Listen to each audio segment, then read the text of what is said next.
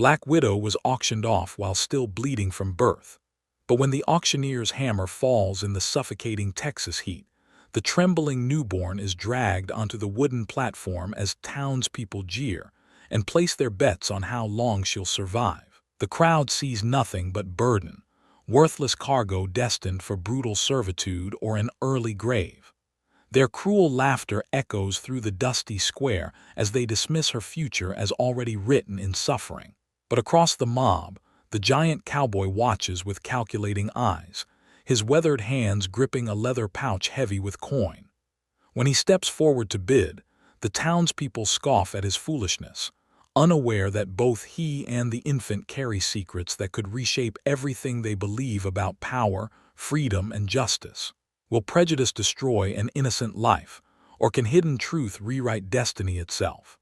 The storm struck Whitmore Plantation like divine fury on that sweltering August night in 1847. Lightning split the sky as Clara Mee entered the world, her first breath mixing with thunder that shook the rotting timbers of the slave quarters. Her mother's life slipped away with the rain, leaving behind only a newborn and mounting debts that crushed Jeremiah Whitmore's already failing empire. Whitmore stared at his ledger books by candlelight, red ink bleeding across every page. Cotton prices had collapsed. His slaves were dying from disease. The bank would seize everything within a month. He glanced toward the quarters where the infant's cries pierced the night air. Every soul on his property was worth something, even her. The next morning brought no mercy. Whitmore loaded his wagon with human cargo for the weekly auction in Millbrook. Clara Mee lay wrapped in a torn flour sack, still bearing the evidence of her violent entry into the world. Blood stained the fabric. Her skin carried the pallor of someone who should still be nestled in her mother's womb. Millbrook's town square buzzed with the usual crowd of buyers, sellers, and curious onlookers. Tobacco smoke hung thick in the air. Men in dusty hats spat streams of brown juice into the dirt while examining merchandise like cattle at market. The wooden auction platform stood weathered and scarred from years of human commerce. Whitmore climbed the steps, Clara Mee bundled against his chest. The auctioneer, a thick man named Brady, wrinkled his nose at the sight. "You bringing me damaged goods, Whitmore?" "She's breathing. That's all that matters." Brady shook his head but called the crowd to attention. Conversations died as men gathered around the platform. Some pointed and whispered. Others laughed outright at the pitiful sight of the newborn. "What's the point?" called out merchant Thomas Fletcher. "Thing won't last a week." "Waste of good coin," agreed farmer Henry Cole. "Can't even hold its own head up." The jeers continued. Clara Mee was dismissed before the bidding even began. These men saw no potential, no future, no value beyond immediate labor. To them, she represented nothing but burden and expense. Yet from the edge of the crowd, someone watched with different eyes. Silas Boone stood 6.5 feet tall, his frame carved from years of hard ranch work.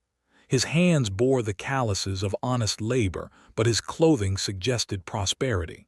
A fine leather vest covered his broad chest. Silver spurs gleamed on his boots. Gold coins weighted his pockets. Most importantly, his eyes held intelligence. He studied the crowd's reaction to Clara Mee with careful attention. Their cruelty revealed everything about their character. Their dismissal spoke volumes about their vision. These men saw only the present moment, never considering what might grow from proper care and opportunity. Silas had learned long ago that society's judgments were often spectacularly wrong. The bidding opened at $5. No hands rose. Brady dropped the price to $3. Still nothing. The crowd's laughter grew louder as Whitmore's desperation became obvious. $1, Brady called. "Surely someone needs a future worker." "Future corpse more like," Fletcher muttered. Silas stepped forward. His boots struck the ground with authority that commanded attention. Conversation stopped. All eyes turned toward the imposing stranger who'd been silently observing from the shadows. $20, his voice boomed across the square. Gasps rippled through the crowd. $20 could buy a healthy adult worker. For a newborn of questionable survival prospects, it seemed like madness. "You sure about that, stranger?" Brady asked, clearly pleased but confused. "I'm sure," Fletcher laughed harshly. "Your funeral, Cowboy, that thing won't make it to winter." "We'll see," Silas replied calmly. The gavel fell. Clara Me belonged to him now, though ownership was not how he thought of it. As he approached the platform to claim her, Silas noticed Sheriff Caldwell watching from across the square. The lawman's narrow eyes followed every movement with suspicious interest. Caldwell made it his business to know everyone who passed through Millbrook. Strangers with money drew his attention. Strangers who made unusual purchases earned his scrutiny. This mysterious cowboy had just done both. Silas accepted Clara Me from Whitmore's eager hands. She weighed almost nothing. Her breathing came in tiny, irregular gasps. Any reasonable person would question whether she'd survive the journey to his ranch. But Silas had never been accused of being reasonable. As he mounted his horse with Clara Me secured against his chest, the crowd began to disperse. Most had already forgotten the strange transaction. A few continued pointing and shaking their heads at the cowboy's foolishness. Only Sheriff Caldwell remained focused on Silas's departing figure. Something about this whole scene felt wrong to him. Men didn't spend $20 on dying infants without ulterior motives. The sheriff made a mental note to investigate this Silas Boone character more thoroughly. Behind them all, the sun climbed higher over Millbrook, casting long shadows that seemed to point toward an uncertain future. Clara Me had survived her first test of survival, but greater challenges lay ahead on the dusty road to Silas Boone's ranch. If you are enjoying this story of how one man's bold bid will change Clara Me's destiny forever, don't forget to comment where you are tuning in from to show how this story can connect us across any distances, backgrounds, and hearts. Because what will happen in the next part at Silas Boone's mysterious ranch will completely change everything we think we know about his true intentions. The ride to Silas Boone's ranch stretched 15 miles through rolling Texas hills dotted with mesquite and oak. Clara Me remained wrapped against his chest, her breathing steadying with each mile. The August sun beat down mercilessly, but Silas kept her shaded beneath his wide-brimmed hat. His ranch house appeared modest from the outside. Single-story adobe construction with a wraparound porch and sturdy wooden shutters. Cattle grazed in distant pastures while horses moved lazily in the corral. To any observer, it looked like a successful but unremarkable operation. Inside told a different story. Silas had prepared everything Clara Me would need. A wooden cradle sat beside his bed, lined with soft cotton blankets. Glass bottles and clean cloth waited on the kitchen table. Fresh goat's milk warmed on the stove. He had planned this rescue down to the smallest detail. Clara Me's first weeks passed in careful routine. Silas fed her every 2 hours. He changed her clothes with gentle hands that seemed too large for such delicate work. When she cried, he walked the floor until she settled. When fever struck during her 3rd week, he stayed awake for 3 straight days, applying cool cloths and forcing tiny drops of water between her lips. The townspeople had been wrong. Clara Me was a fighter. By autumn, she had grown strong enough to grip Silas's finger when he offered it. Her eyes followed his movements around the room. She smiled when he spoke to her in his deep, rumbling voice. Each small milestone felt like a victory against those who had written her off as worthless. But Clara Me's survival was only part of Silas's larger mission. On moonless nights, visitors arrived at his ranch. They came in small groups, traveling by foot along hidden trails. Men, women, children, all bearing the same desperate hope in their eyes. They knocked 3 times, paused, then knocked twice more. Silas always answered. He led them to what appeared to be a root cellar behind the house. The wooden door opened onto steps that descended into darkness, but this cellar extended much further than any food storage required. Hidden rooms branched off the main tunnel. Air vents disguised as fence posts provided circulation. A spring-fed well supplied fresh water. This was the heart of Silas's real operation. Maps covered one wall, showing routes through Texas to the Mexican border. Red pins marked safe houses. Blue pins indicated dangerous areas to avoid. Black pins showed where bounty hunters were known to patrol. Silas had spent years developing this network, using his cattle business as cover for something far more dangerous. He was running the most sophisticated underground railroad station in East Texas. The rescued people never stayed long, usually just one night to rest and resupply before continuing south. Silas provided food, water, directions, and sometimes horses for those too weak to walk. He never asked their names or where they came from. Some secrets were safer left unspoken. Clara Mee grew up surrounded by this hidden world. As a baby, she slept through the quiet conversations in the cellar below. She learned to recognize the special knock before she could walk. By age 2, she understood that some visitors were secrets to be kept. Silas treated her education like a military campaign. He taught her letters using books smuggled from back east. Numbers came through counting cattle and calculating distances on his maps. Geography lessons used the same charts that guided desperate people toward freedom. History emerged from stories of those who had passed through their home. Most importantly, he taught her to think strategically. They played chess every evening after supper. Silas showed her how to see 3 moves ahead, how to sacrifice small pieces for larger goals, how to remain patient when victory seemed impossible. Clara Mee absorbed these lessons with hungry intelligence that amazed even Silas. By age 5, she was solving problems that stumped grown men. By age 8, she was suggesting improvements to escape routes. By age 10, she was essential to the operation.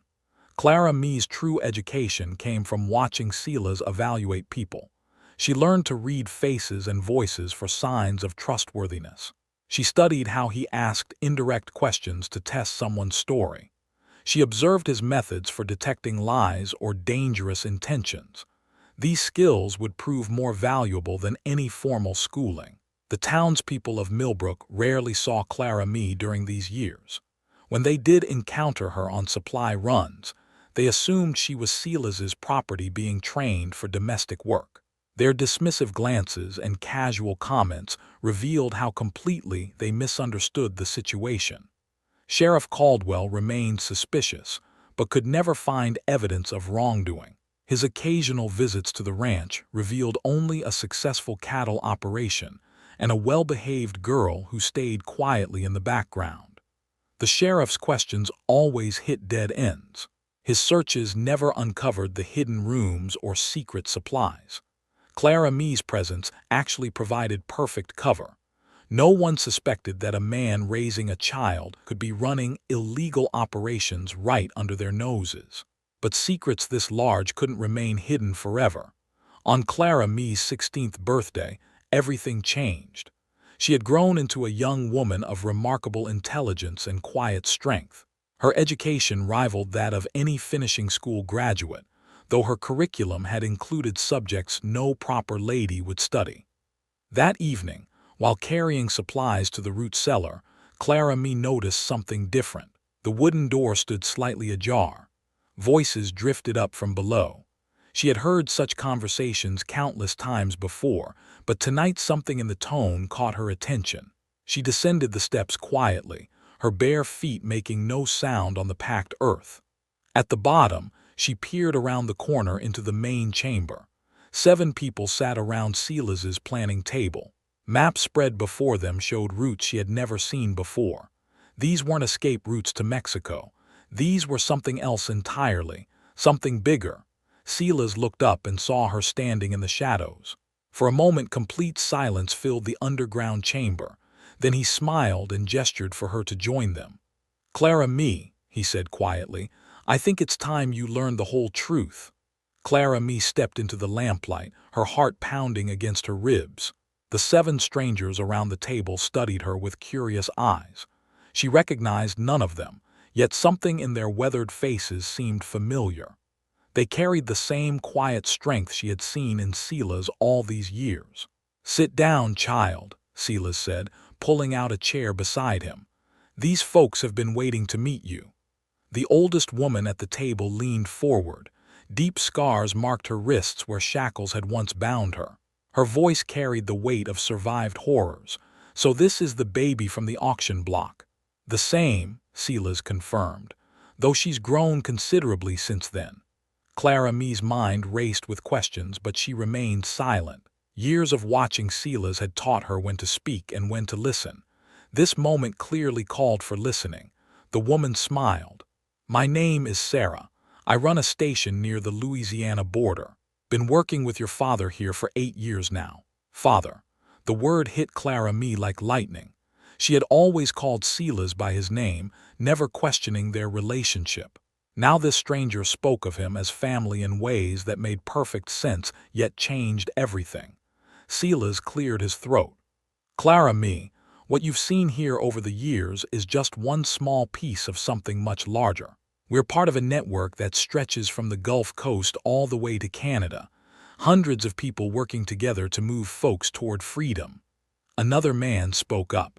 "We call ourselves conductors, like on a railroad, but our tracks are hidden trails and safe houses." The maps before them suddenly made new sense. These weren't just escape routes from Texas to Mexico. They showed connections spanning half the continent. Red lines traced paths through forests and mountains Clara Mee had only read about in books. Blue dots marked cities she had memorized from geography lessons. "How many people?" Clara Mee asked. "Thousands," Sarah replied. "Maybe tens of thousands over the years. Hard to keep count when you're focused on keeping folks alive." Silas reached across the table and pulled out a leather portfolio Clara Mee had never seen before. Inside were photographs, dozens of them, showing people of all ages standing in front of various buildings and landscapes. Some wore simple work clothes. Others had dressed in their finest garments for the camera. "These are some of the people we've helped," Silas explained. "Families reunited in Canada, children getting their first taste of education in Mexico, men and women building new lives where chains can't reach them." Clara Mee studied each photograph carefully. The faces showed hope, determination, joy. She saw herself in some of their expressions, the same fierce intelligence, the same refusal to accept society's limitations. "But there's more you need to understand," Silas continued. His voice grew quieter, more serious. "About me, about why I started this work." He rolled up his sleeves, revealing his forearms for the first time in Clara Mee's memory. Faded but unmistakable scars marked his dark skin where iron had once cut deep. The same marks Sarah bore, the same wounds Clara Mee had seen on countless visitors to their home. "I was born on a plantation in Georgia," Silas said. "Worked those fields until I was 23 years old. Then one night, I decided I'd rather die free than live in chains." The escape had taken months of planning. Silas described moving only at night, following the North Star through swamps and forests. He stole food from farms and slept in hollow logs. Bounty hunters tracked him for weeks before finally losing his trail at a river crossing in Tennessee. "Made it all the way to Ohio before I felt safe enough to stop running," he continued. "Found work on a cattle ranch there. Learned everything about raising livestock and managing land. Saved every penny I could." Within 5 years, Silas had earned enough to buy his own small ranch. Within 10 years, he had expanded it into a substantial operation. But success hadn't dimmed his memories of bondage or his commitment to helping others escape similar fates. "So I moved to Texas and started buying people," he said simply. "Not to own them, but to free them. Used my cattle profits to purchase folks from auctions and private sales, then helped them continue north or south to safety." Clara Mee's entire understanding of her life shifted. She wasn't just Silas's adopted daughter or even his successor in running a single underground station. She was being groomed to inherit leadership of a vast network that touched lives across multiple states and territories. "The night you were born," Sarah added, "Silas sent word through our network asking for prayers. He told us he had a feeling about you, something special." "Special how?" Clara Mee asked. Silas smiled. "You've been solving problems since you could walk, child. Remember when you figured out how to hide supplies in the false bottom of the grain bins? or when you suggested using different colored ribbons to mark safe versus dangerous routes. Clara Mee did remember. She had thought those were just games or simple improvements to ranch operations. Now she understood they were contributions to a life-or-death network that depended on constant innovation and strategic thinking. "We need fresh ideas," said a younger man who had remained silent until now. "The bounty hunters are getting smarter, the laws are getting harsher. Old methods that worked 5 years ago are getting people captured now." "That's where you come in," Silas told Clara Mee. "Your mind works differently than ours. You see possibilities we miss. You ask questions that lead to better solutions." The weight of this responsibility should have felt overwhelming. Instead, Clara Mee felt energized. Everything in her life suddenly had purpose and meaning. Her education, her strategic games with Silas, her observations of human nature, all of it had been preparing her for this moment. "What do you need me to do?" she asked. The adults around the table exchanged glances. Sarah nodded approvingly. "I told you she was ready." Silas spread out a new map showing East Texas in unprecedented detail. "Sheriff Caldwell is getting suspicious. We need new routes and better hiding places. Our current system works, but it won't survive much more scrutiny." Clara Mee studied the map for several minutes, her mind already racing with possibilities.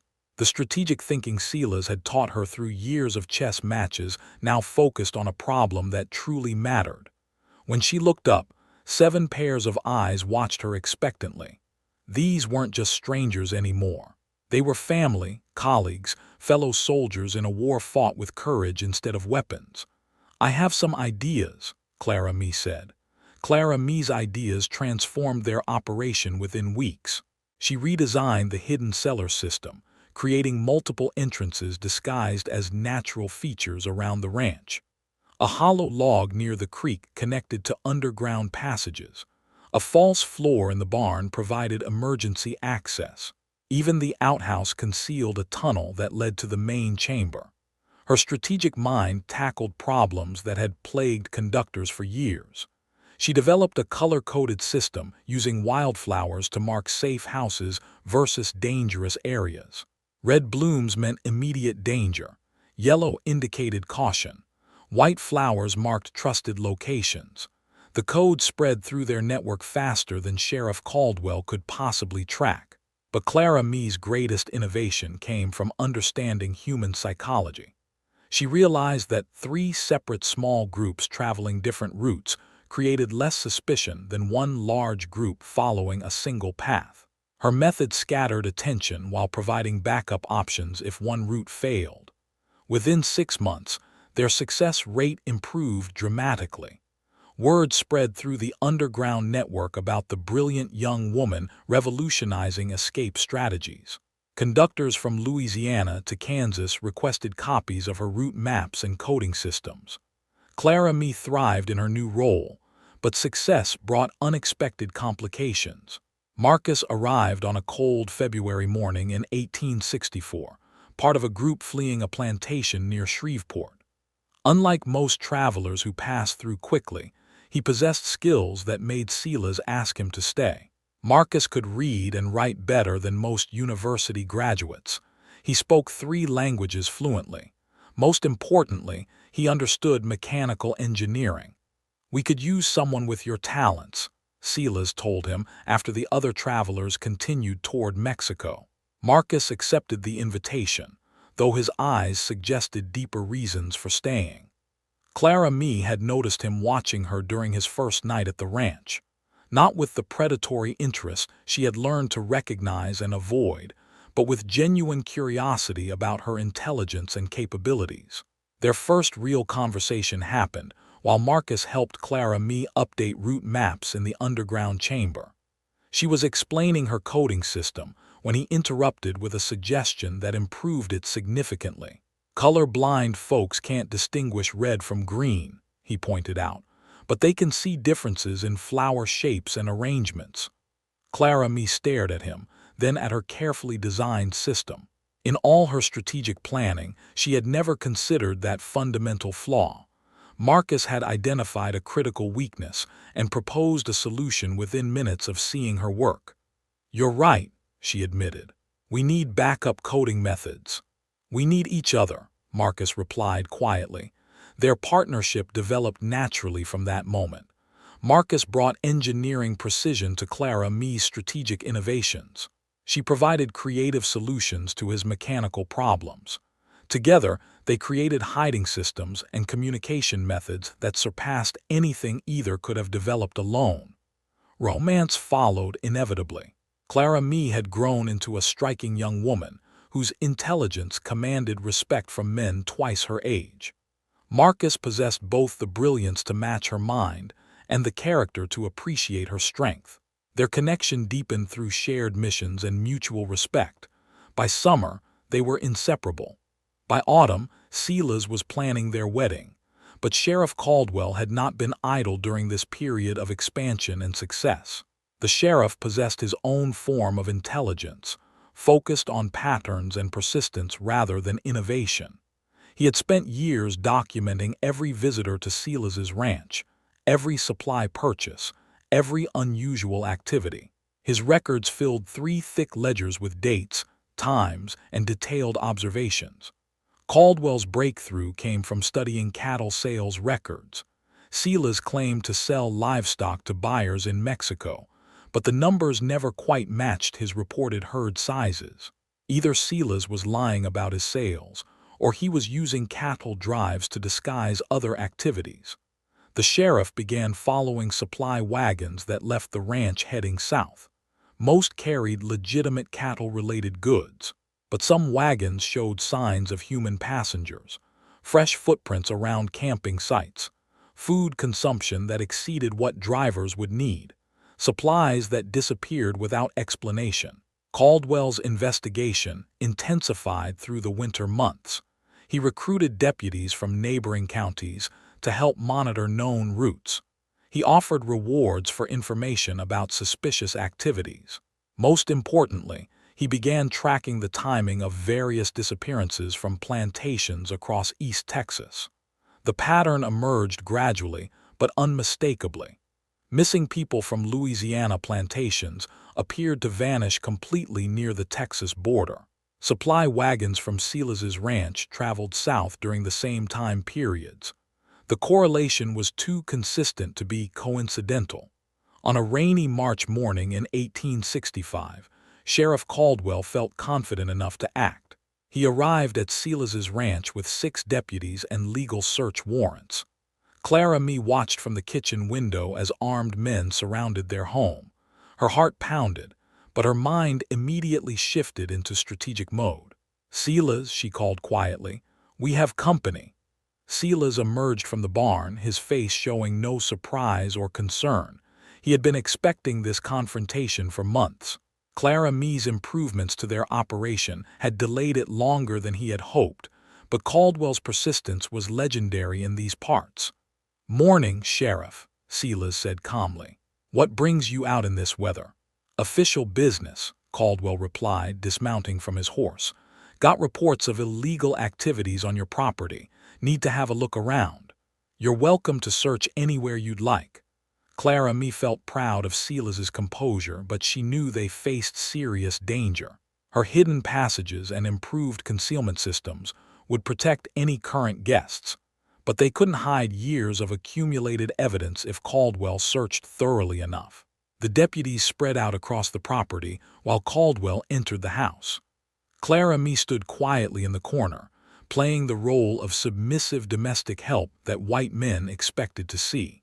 Her intelligence and strategic capabilities remained invisible beneath their assumptions about her status and capabilities. Caldwell searched every room methodically. He found nothing suspicious in the main house. The barn revealed only normal ranch equipment and supplies. Even the underground chamber remained undetected behind its carefully disguised entrances. After 4 hours of intensive searching, Caldwell had discovered no evidence of illegal activities. His frustration grew visible as each potential hiding place proved ordinary. The deputies began exchanging glances that questioned whether this raid had been justified. But Caldwell's persistence had not earned its reputation through easy surrender. "I know something's going on here," he told Silas. "Maybe I can't prove it today, but I'm not giving up." "I understand," Silas replied. "A man's got to do his job." Caldwell remounted his horse, but instead of leaving immediately, he turned back toward Silas with a different expression. No longer frustrated or angry, the sheriff looked coldly determined. "You're under arrest on suspicion of aiding fugitives and violating federal law." The words hit Clara Mee like physical blows. She watched deputies surround Silas with chains and shackles. Her strategic mind raced through options, but none offered immediate solutions. Caldwell might lack concrete evidence, but he possessed enough circumstantial proof to hold Silas indefinitely. As they loaded Silas into the wagon for transport to jail, he caught Clara Mee's eye and nodded slightly. The gesture conveyed everything he couldn't say aloud. The operation must continue. The network must survive. Her education and training would now face the ultimate test. Clara Mee stood alone in the ranch yard as dust from the departing wagon settled around her feet.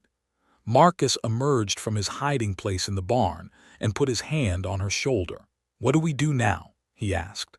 Clara Mee straightened her shoulders and looked toward Millbrook, where Silas would face trial and possible execution.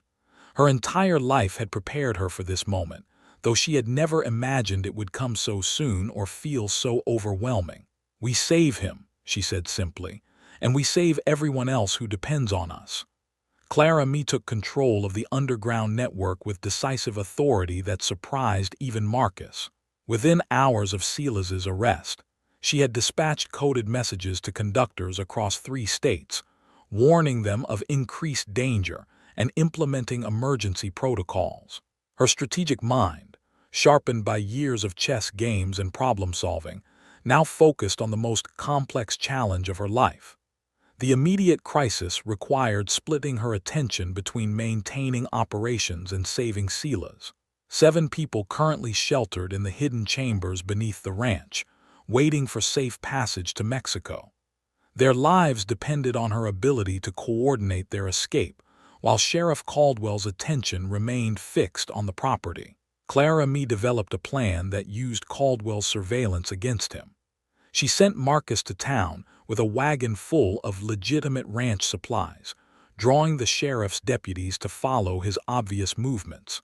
Meanwhile, she guided the hidden travelers through her secondary tunnel system to a rendezvous point 5 miles south, where Sarah's people waited to continue their journey. The deception worked perfectly. Caldwell's men spent the entire day tracking Marcus's innocent supply run, while 7 lives slipped away to freedom through passages they never suspected existed. But Silas's situation grew more desperate with each passing day. The trial date was set for 2 weeks from his arrest. Judge Harrison would preside, as he did over most serious criminal cases in their county. Clara Mee knew that Silas faced almost certain conviction based on Caldwell's circumstantial evidence and the political climate surrounding fugitive slave laws. She needed legal help, but hiring a lawyer required money and explanations she couldn't provide. More critically, any effective defense would require revealing details about their operations that could destroy the entire network. Clara Mee spent sleepless nights in Silas's study, searching through his papers for anything that might help his case. She found cattle sale records, bank statements, correspondence with livestock buyers in Mexico, and detailed accounting ledgers that painted the picture of a successful rancher with completely legitimate business activities. But buried beneath routine paperwork, she discovered something unexpected. A leather portfolio hidden behind a false back in Silas's desk contained correspondence that made Clara Mee's breath catch in her throat. Letters written on expensive paper with elegant handwriting addressed to "My dear conductor," and signed only with the initial H. The letters discussed funding for underground operations, suggestions for improved routes, and expressions of moral support for their mission. Whoever wrote these letters possessed intimate knowledge of their network and had been providing financial backing for years. Clara Mee studied the handwriting carefully. She had seen similar penmanship on legal documents around town, but couldn't immediately place where. The paper quality suggested wealth and education. The knowledge displayed in the letters indicated someone with access to information about law enforcement activities and political developments. Most intriguingly, the most recent letter mentioned the approaching trial and expressed confidence that justice would prevail through proper channels. Clara Mee realized that Silas had been working with a secret partner all these years. Someone with money, influence, and deep commitment to their cause. Someone who might hold the key to saving Silas's life. The signature H offered limited clues, but Clara Mee's methodical mind began working through possibilities. Harrison was the most obvious candidate, given his role in the upcoming trial, but that seemed almost too convenient. Other prominent citizens with names beginning with H included banker Henry Phillips, merchant Howard Green, and landowner Hugh Morrison. Clara Mee decided to test her theory through careful observation and strategic investigation. She began attending public gatherings in Millbrook, positioning herself where she could observe the handwriting of various prominent citizens. The church social provided opportunities to see how different men signed the guest registry. The general store allowed her to watch customers write out purchase orders. Her breakthrough came at the courthouse during pre-trial hearings. Judge Harrison was reviewing documents at his bench when Clara Mee noticed his distinctive handwriting style. The elegant curves and precise letter formation matched the mysterious correspondence exactly. More telling, he held his pen at the same unusual angle she had noticed in the letters from Silas's portfolio. The realization struck Clara Mee like lightning. Judge Harrison, the man who would decide Silas's fate, had been secretly funding their underground railroad operations for years. He was the benefactor, whose financial support had enabled them to help hundreds of people reach freedom. But this knowledge created as many problems as it solved. Clara Mee couldn't simply reveal Harrison's secret involvement without destroying his career and ending his ability to help future operations. Yet she needed his assistance to save Silas from conviction and possible execution. The judge was trapped between his public position and private convictions, unable to show obvious favoritism without raising suspicions.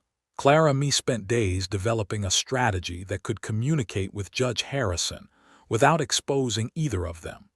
She needed a way to remind him of his moral obligations while maintaining plausible cover for any decisions he made during the trial. Her solution came from studying the coded language Silas had used in his correspondence with the judge. References to cattle routes meant escape passages. Livestock sales indicated successful rescues. Market conditions described political and legal dangers facing their operations. Clara Mee could use this same coded language during her testimony to speak directly to Judge Harrison's conscience, while appearing to discuss only ranch business to outside observers. She requested permission to testify on Silas's behalf as a character witness. The request was granted, since she had lived on his ranch for nearly 18 years and could speak to his reputation and activities. Clara Mee spent her final week before the trial crafting testimony that would serve multiple purposes. She needed to present Silas as a respectable businessman to the general public, communicate with Judge Harrison through coded language, and demonstrate her own intelligence and moral authority to everyone present. The strategy was risky.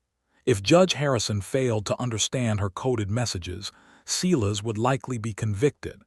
If Sheriff Caldwell recognized the coded language, both she and the judge could face charges. If the community rejected her right to speak with authority, her testimony might actually harm Silas's case. But Clara Mee had been raised by a man who taught her to calculate risks carefully and act decisively when the stakes demanded courage. Everything in her life had prepared her for this moment of truth. The trial would determine not only Silas's fate, but the future of their entire underground railroad network. Clara Mee felt the weight of hundreds of lives depending on her ability to navigate this legal and moral maze successfully. On the morning of the trial, She dressed in her finest clothes and walked into the courthouse with her head held high, ready to stake everything on her intelligence, her dignity, and her faith in the power of truth to prevail over prejudice. The courthouse overflowed with spectators on the morning of Silas's trial. Word had spread through Millbrook about the mysterious rancher accused of running illegal operations.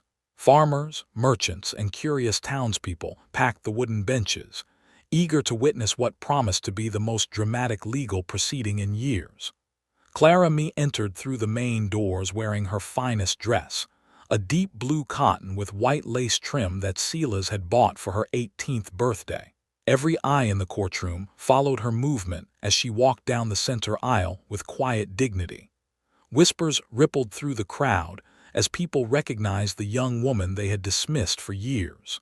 Judge Harrison took his position at the bench, his face revealing nothing of the inner turmoil Clara Mee knew he must be feeling. Sheriff Caldwell sat with the prosecution, confident in his case despite lacking concrete evidence. Silas appeared calm in his defendant's chair, though his eyes found Clara Mee immediately and held her gaze with paternal pride. The prosecution presented their case methodically. Caldwell testified about suspicious activities, unusual supply purchases, and circumstantial evidence suggesting illegal operations. His testimony painted Silas as a dangerous criminal who had been deceiving the community for years while violating federal fugitive slave laws. No witnesses came forward to support the prosecution's claims. No physical evidence proved illegal activities, but the accumulation of suspicious circumstances created a compelling narrative of guilt that swayed many observers. When Clara Mee was called to testify, a murmur swept through the courtroom. Most spectators had never heard her speak publicly before. They expected the submissive responses typical of someone in her position, brief answers that confirmed Silas's good character without challenging the prosecution's case. Clara Mee approached the witness stand with measured steps. She placed her hand on the Bible and swore to tell the truth in a clear voice that carried to every corner of the packed room. When she turned to face the courtroom, her composure and intelligence were immediately evident to everyone present. "Miss Clara Mee," the defense attorney began, "please tell the court about your relationship with the defendant."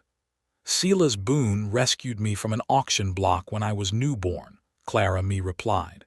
"He raised me, educated me, and treated me with more kindness and respect than I have received from most people in this community." Her words carried subtle emphasis that made several spectators shift uncomfortably. She was politely challenging their assumptions while establishing her credibility as a witness.